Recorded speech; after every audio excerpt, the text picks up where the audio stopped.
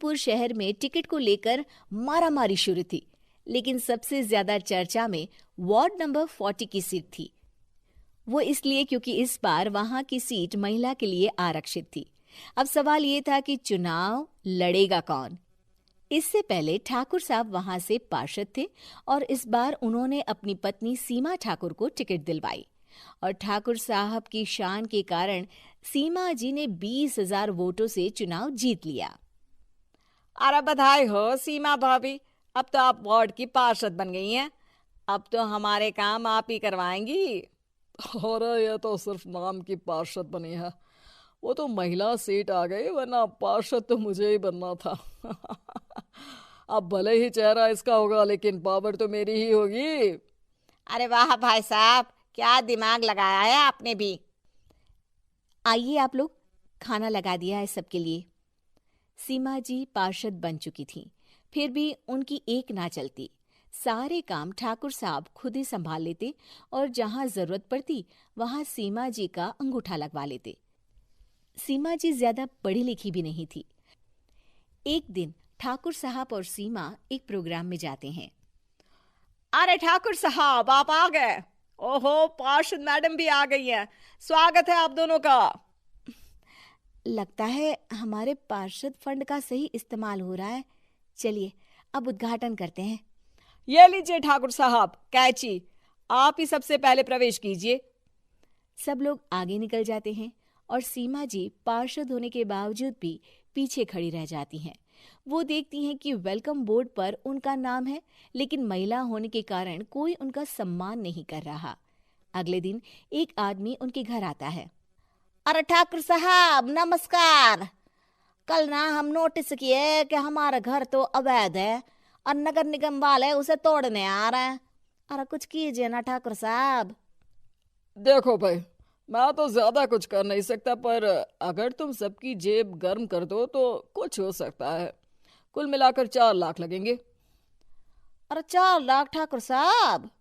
अरे भाई, मैं अपने लिए नहीं मांग रहा हूँ।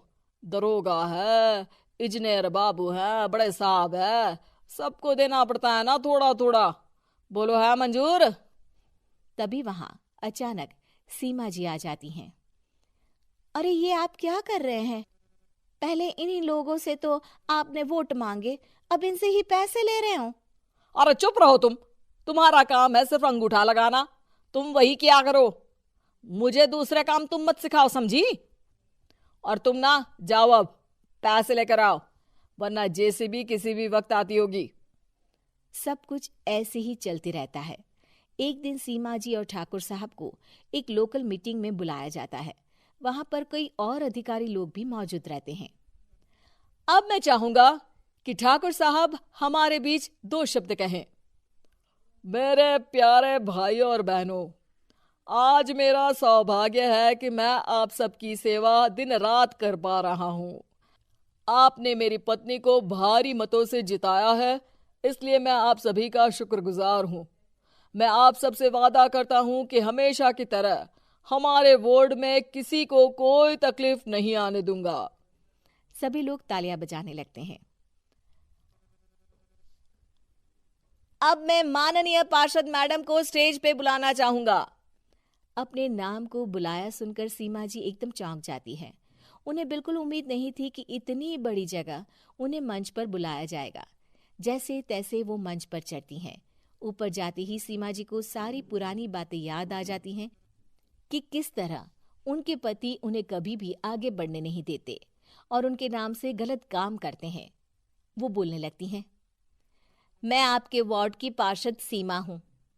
आप में से बहुत कम लोग ही मुझे जानते होंगे, क्योंकि इससे पहले मुझे कभी ऐसा मौका ही नहीं मिला। सारे मौके मेरे पार्षद पति यानी आपके ठाकुर साहब ही लेते रहे, लेकिन आज ये मौका मुझे मिला है तो मैं इसे ऐसे ही नहीं जाने दूंगी। मैं आपको ये बताना चाहती हूँ कि आपके ठाकुर साहब मेरे नाम की आड़ में गैर कानूनी काम करते हैं, जिस पर अंगूठों के निशान मेरे होते थे। इसीलिए मैं अपनी गलती मानती हूँ और आज अपने पद से इस्तीफा देती हूँ, ताकि आगे से कोई गलत काम ना हो पाए। अब फैसला आप सबके हाथ में है कि आप हमें क्या सजा देना चाहते हैं।